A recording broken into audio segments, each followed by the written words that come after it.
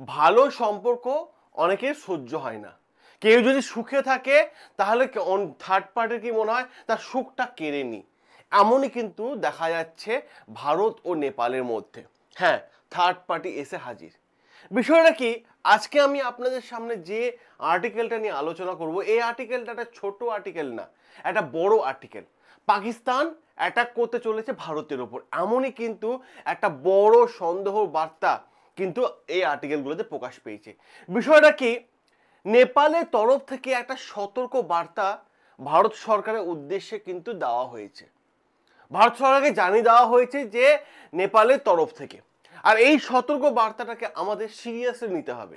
কারণ কাল যদি ভারতে কোনো আক্রমণ করে দেয় পাকিস্তান, তখন নেপাল বলবে ভাই আমি তো আপনাদেরকে আগে সতর্ক বার্তা করে দিয়েছি, আমি আগে তো আপনাদের সাবধান করে দিয়েছি, আপনারা সতর্ক হয়ে যান। তো এই বিষয়টা নিয়ে আজকে আমাদের বড় আলোচনা। তো হ্যালো এভরিওয়ান, আজ যে আমরা আলোচনাটা করব আপনাদের সামনে, এই আর্টিকেলটা কোনো একটা ছোট আর্টিকেল না, এটা কিন্তু মারাত্মক আর্টিকেল এবং চারিদিকে কিন্তু ছেয়ে গেছে এই আর্টিকেলটা। বিষয়টা কি, বিষয়টা হচ্ছে যে নেপালের তরফ থেকে সতর্ক বার্তা দেওয়া হয়েছে যে পাকিস্তান নেপালকে ইউজ করে ভারতে অ্যাটাক করতে চলেছে।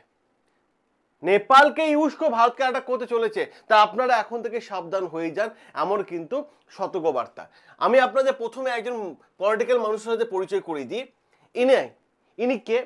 ইনি হচ্ছেন নেপালের বর্তমান অ্যাট প্রেজেন্ট যে সরকার চলছে তার পলিটিক্যাল অ্যাডভাইজার। তো ইনি ভারত সরকারকে একটা সাবধান করে দিয়েছেন। ইনার নাম কি? সুনীল বাহাদুর থাপার। এনার নাম হচ্ছে সুনীল বাহাদুর থাপার। তো ইনি কিন্তু ভারত সরকারকে একটা সতর্ক বার্তা দিয়েছেন যে নেপাল থেকে পাকিস্তান নেপালকে ইউজ করে ভারতকে অ্যাটাক করতে চলেছে। এত বড় ঘটনা কিন্তু তিনি পরিষ্কার বলে দিয়েছেন। এবং ইনি এটাও বলে দিয়েছেন যে পাকিস্তানের যে আতঙ্কবাদী সংগঠনগুলো আছে, যে লস্কর-ই তয়বা, ঠিক আছে, জৈশ-ই মোহাম্মদ, এই সংগঠন দুটো কিন্তু আক্রমণ চালাতে পারে ভারতকে। এবং সেটা কিভাবে? এবার আপনাদের মাথার মধ্যে প্রশ্ন হবে, আচ্ছা নেপাল সরকার কেন এটাকে আটকা ছেড়ে যদি নিজে জানতে পেরেছে? দেখুন, নেপাল সরকার প্রথমত আমি বলি মনে হয় নিশ্চয়ই ওনাদের কাছে কোনো আপডেট এসেছে, নইলে এরকম সাবধান কেন করবে, সতর্ক বার্তা কেন দেবে ভারতের উদ্দেশ্যে? নিশ্চয়ই কিছু একটা ব্যাপার কিন্তু ঘটেছে। এবার প্রশ্নটা হচ্ছে বিষয়টা কি, বিষয়টা আমি আপনাদের বোঝানোর চেষ্টা করি। এটা হচ্ছে, দেখুন এই একটা আর্টিকেল এসেছে যে transit route, Nepal as a transit route. Transit রুটটা কি? নেপাল ভারতের সাথে ওপেন বর্ডার শেয়ার করে। নেপালের লোক, নেপাল দেশের লোক আরামসে ভারতে আসে, ব্যবসা বাণিজ্য করে। এখানে নেপালে অনেক মানুষ ভারতের সেনাতেও একটা সময় ছিল। তো নেপালের সাথে ভারতের সম্পর্ক ভাই যথেষ্ট ভালো, দাদা ভাইয়ের মতো সম্পর্ক একদম। এই সম্পর্ক খুবই সুন্দর সম্পর্ক নেপালের সাথে, কারণ ওপেন বর্ডার শেয়ার করছি নেপালের সাথে আমরা। যদি আমরা দেখেন তাহলে দেখতে পাবেন ওপেন বর্ডার শেয়ার করছি।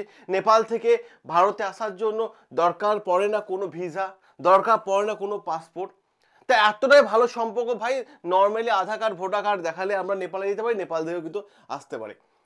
এর ফলে কি হয়, নেপালের লোক ভারতে আসে, ব্যবসা বাণিজ্য করে, টাকা পয়সা ইনকাম করে আবার চলে যায়, আমাদের এখানকার লোকও ওখানে যায়। তাহলে এতটা ভালো সম্পর্ক, এতটা ভালো সম্পর্ক দুই দেশের মধ্যে। এটা কিন্তু চায়না কারোর সাথে কিন্তু ওপেন বর্ডার শেয়ার করে না, না পাকিস্তান করে, ভারত কিন্তু নেপালের সাথে করে। ক্লিয়ার? আর এরকম সম্পর্ক কিন্তু ইউরোপিয়ান ইউনিয়নগুলোতে কিন্তু দেখা যায়, কান্ট্রিগুলোতে কিন্তু দেখা যায় যে এতটা ভালো সম্পর্ক আছে। তাহলে এবার যে প্রশ্নটা ঘুরে দাঁড়াচ্ছে, এই ট্রানজিট রুটটাকে ইউজ করতে পারে, ঠিক আছে, ভারত এবং নেপালের ট্রানজিট রুটটাকে ইউজ করতে পারে কে? পাকিস্তানের আতঙ্কবাদী। তো এই যে সুনীল বাহাদুর থাপা পরিষ্কার বলে দিয়েছে যে দুই আতঙ্কবাদী লস্কর-ই তয়বা এবং জৈশ-ই মোহাম্মদ কিন্তু আক্রমণ করতে পারে, পরিষ্কার তিনি জানিয়ে দিয়েছেন। তিনি এটাও বলে দিয়েছেন কাল যদি পাকিস্তান নেপালের উপর ভারতের উপর আক্রমণ করে, আমরা সবার আগে গিয়ে পাকিস্তানকে বোম মারবো। এটাও কিন্তু নেপাল সরকার কিন্তু জানিয়ে দিয়েছেন, এতটা ওদের সাথে আমাদের ভারতের সম্পর্ক। এবার প্রশ্নটা হচ্ছে যে এই যে সুনীল বাহাদুর থাপা আমাদেরকে সতর্ক করলেন যে আপনারা সতর্ক হয়ে যান, যে এই যে নেপাল পাকিস্তান আক্রমণ করতে চলেছে, কাল যদি কেউ আক্রমণ করে দেয় তখন আপনারা আমাকে ধরবেন, আমি কিন্তু আগে থেকে আপনাদেরকে সতর্ক করে দিলাম। এবার প্রশ্ন হচ্ছে পাকিস্তান কেন নেপালের বর্ডার, পাকিস্তান কেন নেপালে বর্ডার ব্যবহার করতে চাইছে, কেন নেপালে বর্ডার ব্যবহার করতে চাইছে, তার কারণটা হচ্ছে পাকিস্তান এই যে জঙ্গি সংগঠন যেগুলো আছে এরা চাইছে যে আমরা যদি পাকিস্তানের জঙ্গি সংগঠনগুলো নেপালের মধ্যে চলে যাই, কোনো একটা ফ্লাইট ধরে নেপালের মধ্যে চলে গেলাম এবং নেপালের মধ্যে গিয়ে নেপাল থেকে ভারতের মধ্যে প্রবেশ করে, যেহেতু ওপেন বর্ডার এরিয়া, কোনো ডকুমেন্টস দরকার পড়বে না, গিয়ে আমরা 10-20 জন গিয়ে আমরা ভারতে আতঙ্কবাদী মানে বোমা মেরে মানে ধ্বংস করার চেষ্টা করি। এটা তারা ভাবছে। কারণ কালকে যদি ইউএসএ কোর্টে বা মানে বিদেশে যদি প্রবলেম হয় যে পাকিস্তান তুমি কেন আক্রমণ করেছো ভারতকে, তো পাকিস্তান বলতে পারবে যে না না না আমি তো আক্রমণ করিনি, ও তো নেপাল থেকে করেছে। পাকিস্তান সেফ গেম খেলার চেষ্টা করবে। এই জন্য নেপাল সরকার আগে থেকে ভারতকে সতর্ক করে দিল যে ভারত এবং নেপালের যে ওপেন বর্ডার এরিয়া আছে, ট্রানজিট রোড, ওইটাতে কিন্তু আরো কিন্তু গুরুত্বপূর্ণ ভূমিকা পালন করতে হবে, সিকিউরিটি কিন্তু আরো মানে টাইট করতে হবে, যাতে পাকিস্তানের লোক ভারতে মানে নেপাল হয়ে ভারতে না ঢুকে কোনো রকম দুর্ঘটনা যেন না ঘটাতে পারে। এবার এই বিষয়টাকে আটকাবে কিভাবে? এই বিষয়টাকে আটকাতে গেলে আপনাদের দেখতে হবে যে নেপাল এবং ভারতে যে ওপেন বর্ডার এরিয়া আছে তাহলে ওখানে বন্ধ করে দিতে হবে না। এটা তো কোনো সলিউশন না। আমরা কি ভয় পাই নাকি পাকিস্তানকে? এটা সলিউশন না।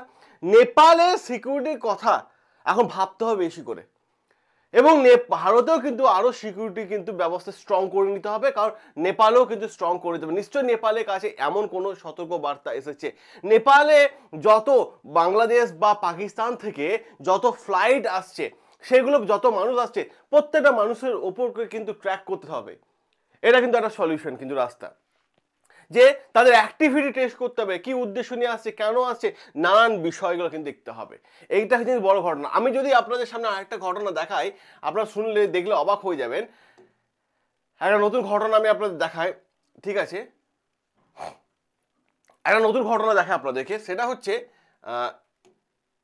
এই যে দেখতে পাচ্ছেন, এটা কি বলুন তো? 1999 সালে এয়ার ইন্ডিয়ার একটা ফ্লাইট 814, এই ফ্লাইটটাকে পাকিস্তানিরা আতঙ্কবাদীরা হাইজ্যাক করেছিল। যে ফ্লাইটটা কাঠমান্ডু থেকে দিল্লি আসছিল এবং এই মানে কাঠমান্ডু থেকে দিল্লি আসছিল এবং এই ফ্লাইটটাকে হাইজ্যাক করে এরা নিয়ে চলে গেছিল আফগানিস্তানে নিয়ে চলে গেছিল, হাইজ্যাক করে আফগানিস্তানে নিয়ে চলে গেছিল।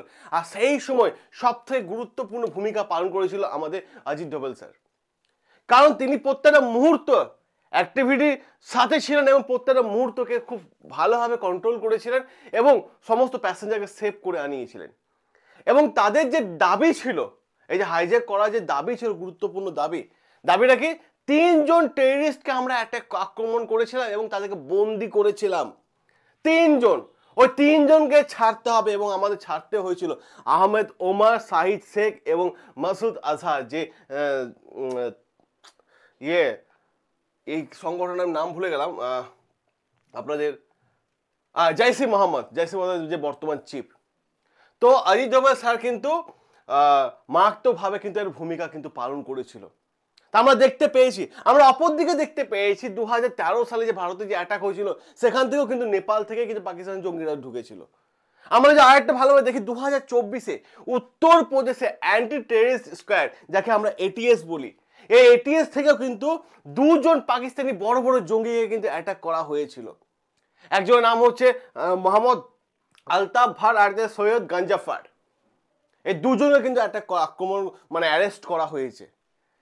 তো এরাও কিন্তু মানে নেপাল থেকে কিন্তু এসেছিল। বর্তমান সিচুয়েশন আমরা দেখতে পাচ্ছি, তুর্কি এবং পাকিস্তান, যে দুটো দেশ এখন ভারতকে চাইছে সবসময় ভারতের মধ্যে আতঙ্কবাদী সৃষ্টি করতে, ঠিক আছে? তুর্কি এবং পাকিস্তান যেভাবে দেখতে পাচ্ছি আমরা, তাতে কিন্তু আমাদের কিন্তু মানে ওরা আমাদের চাপে রাখার চেষ্টা করছে, কিন্তু অত সহজ নয় ভারতকে চাপে রাখা। তুর্কি তো ড্রোন দিয়েছিল পাকিস্তানকে, পাকিস্তান সেই ড্রোন ব্যবহার করেছিল আমাদের উপর আক্রমণ করার জন্য। আমরা কি করেছিলাম? Operation Sindoor, for example operation সিন্দুর দেখতে পেয়েছি। তো এই হচ্ছে এই বড় আর্টিকেল। যদি আপনাদের ভালো লেগে থাকে অবশ্যই কমেন্ট বক্সে কমেন্ট করে জানাবেন এবং মাথায় রাখার চেষ্টা করবেন যে বিষয়টা, সেটা হচ্ছে যে এই চ্যানেলে আমরা অথেন্টিক নিউজ আপনাদের সামনে সবার প্রথমে তুলে ধরি। তো সকলে ভালো থাকবেন, সুস্থ থাকবেন, দেখা হবে আপনাদের সাথে নতুন আরও একটা আর্টিকেল নিয়ে।